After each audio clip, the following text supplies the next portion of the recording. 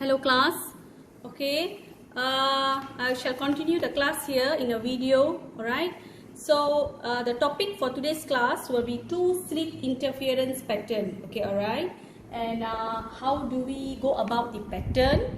We use the Huygens principle, okay, to explain the Young's double slit interference pattern. Okay, and the formula for Huygens principle applied in this concept is x equals to lambda d over a. I repeat, x equals to lambda d over a. What is x? X is going to be your fringe separation. Okay, the width of your fringe. For example, can you see here? This is m equals to 0. M are orders. Orders meaning positions of the fringes. Okay, we have bright fringe and we have dark fringe. So from one fringe to another fringe, okay, consecutive fringes, the distance between them are called x. Okay, x are called fringe width. Okay, fringe width. Okay, width. All right, lambda will be the wavelength. Lambda will be the wavelength. Okay, d is the distance of the screen from the double slits. Okay, can you see there are two slits here? Okay, two slits here. Okay, there are S1 and there are S2. So the distance between S1 and S2 are called double slits to the screen. Okay, it's going to be D. Alright, if you can see here class, S0 is another source, light source. Okay, but this is going to be the main source. Okay, this is going to be the main source. There's also a slit here. Okay, so there is a main source here and these are double slits here. Okay, but we take the distance from double slits to the screen. Next will be A. Okay, A will be the distance from one slit to the other slit. A is going to be the distance from one slit to the other slit. Okay, alright, so if you can see here A, they will all be converted to unit SI. If you would like to know the X, the separation here, it's better off to convert all to unit SI. That means this will be meter, meter, meter. So you'll be able to get all of them in meters. Okay, alright, so the unit is the same. That's how you calculate them. Alright, okay, next we will go to the factors affecting. So in the last class, teacher gave you homework. Okay, and teacher asked you to explain how do the factors, okay, in double slit interference pattern affect, okay, the bright fringes and the dark fringes produced on the screen. Yes or no? Okay, so some of you have handed in to me the homework. Okay, some of you said that you don't understand. So here in this video, teacher is going to explain to you how do these factors affect. Alright, okay, let us start with the first one. Okay, so please check with your answers, okay, whether your answers are the same as mine or not. Okay, alright. Now firstly class, the wavelength here should always be coming from a monochromatic light source. Monochromatic light source. Okay, what do you understand from the word mono? Mono means one, yes or no? So your lambda should be coming from a monochromatic, okay, your wavelength,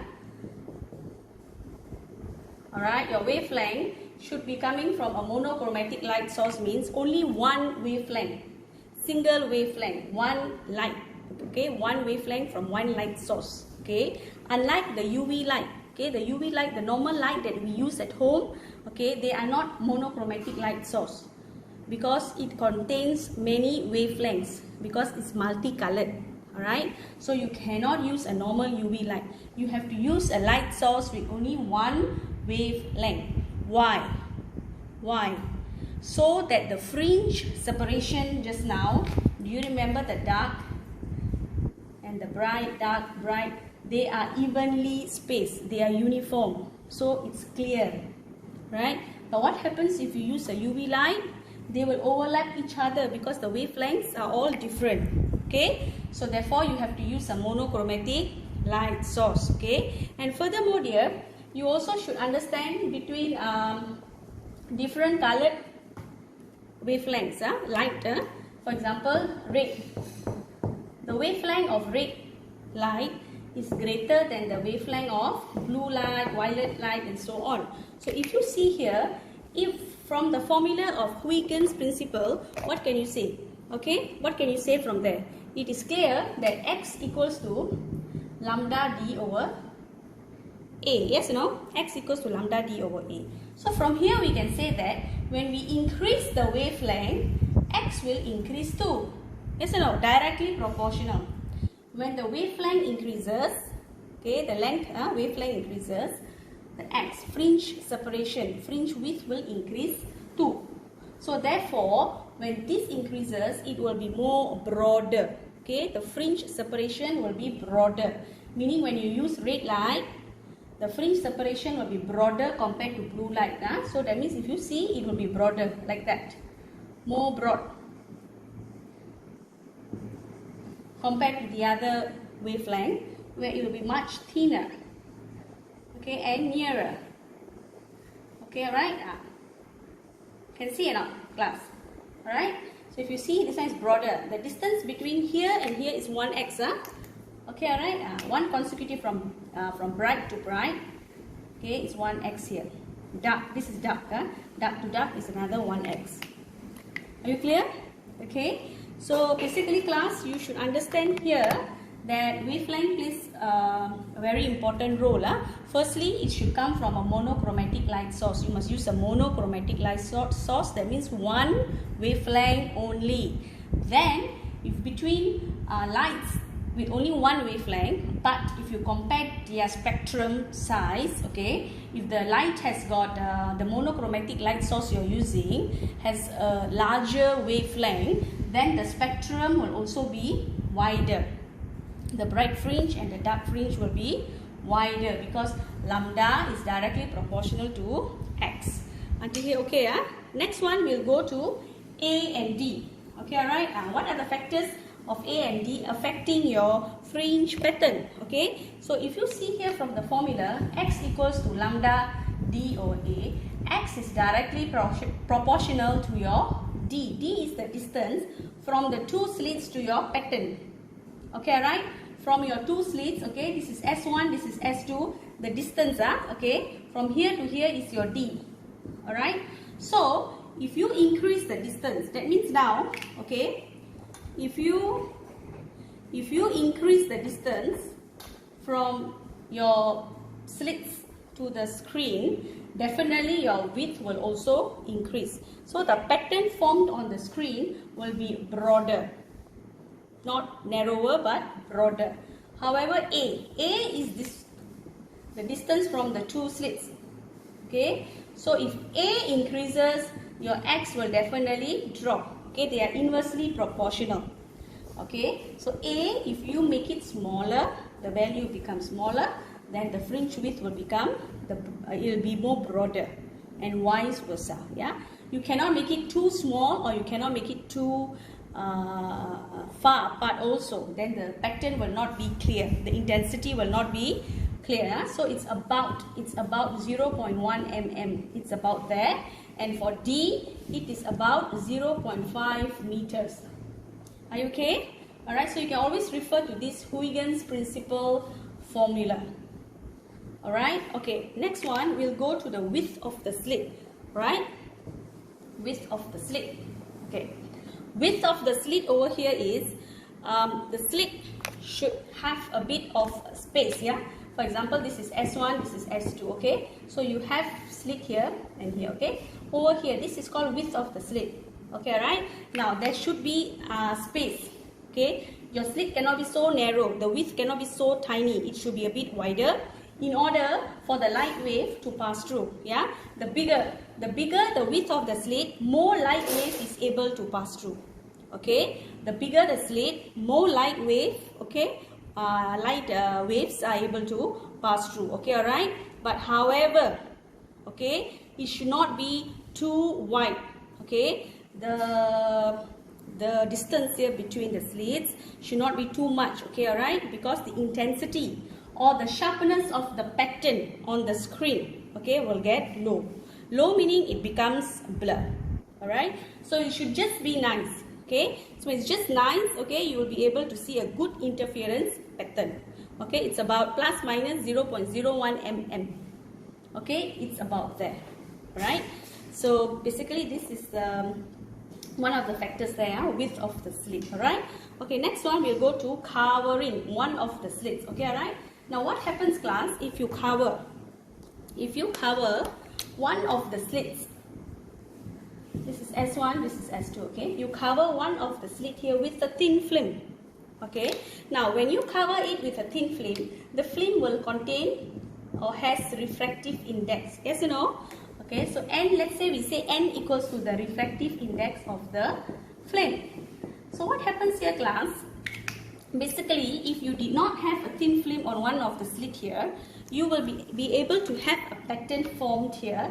Okay, a pattern formed here, which is uniform. Alright, M equals to 0, M equals to 1, M equals to 1, and it's very uniform, and they are perpendicular bisector over here. Can you see? Alright, the pattern formed. Okay, they are perpendicular bisector and it's evenly formed in the middle. Okay, but when you cover one of the slit with a thin film that contain a refractive index here, okay, the central maxima, this is called central. Central means the middle. Okay, the central maxima here will be shifted. It will no more be in between the two slits. That means it will be shifted below. Now this will take the central maxima. It will fall down. Okay, if you cover the other slit, the above one, then the central maxima will go up. Alright, but if you put it here, then it falls down. It will no more fall in the middle. Okay, alright? Right? Why is this so? Why is it that when you cover one of the slit with a thin film, the central maxima is shifted? It's no more taking the middle path. Okay? The answer is because the path difference. Okay? The path difference. Okay, you have learned optical path, right? The path difference, that means the difference from S1 to middle and S2 to middle will be different. It's no more the same. So let me show you here.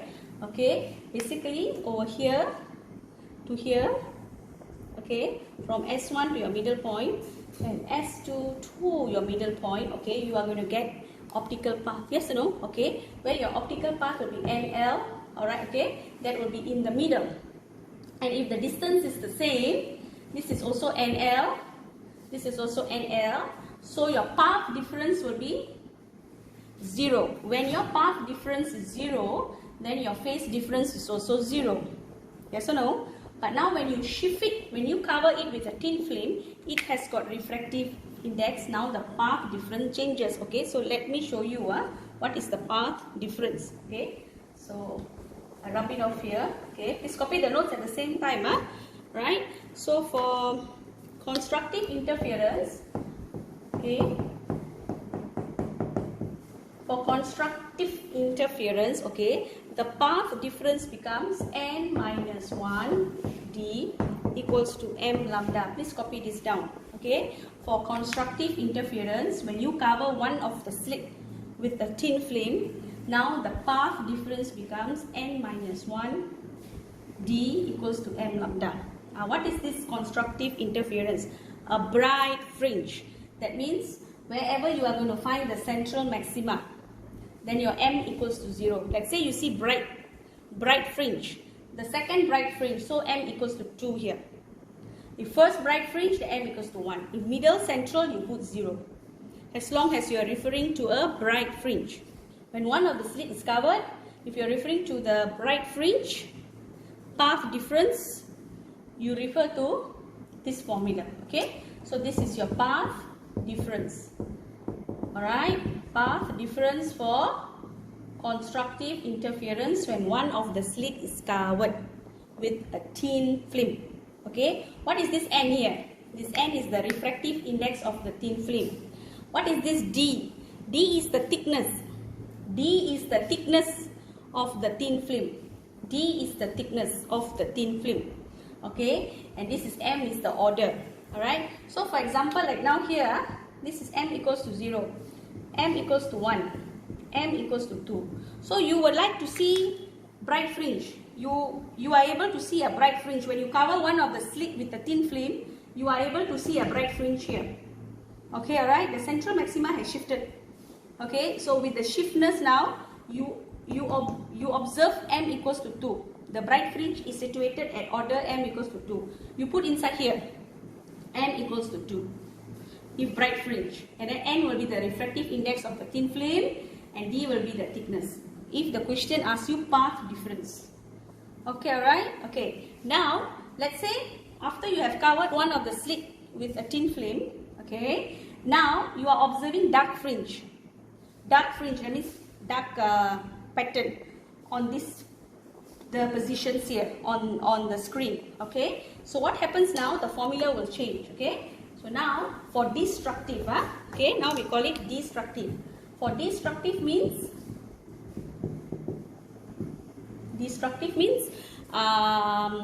dark fringe.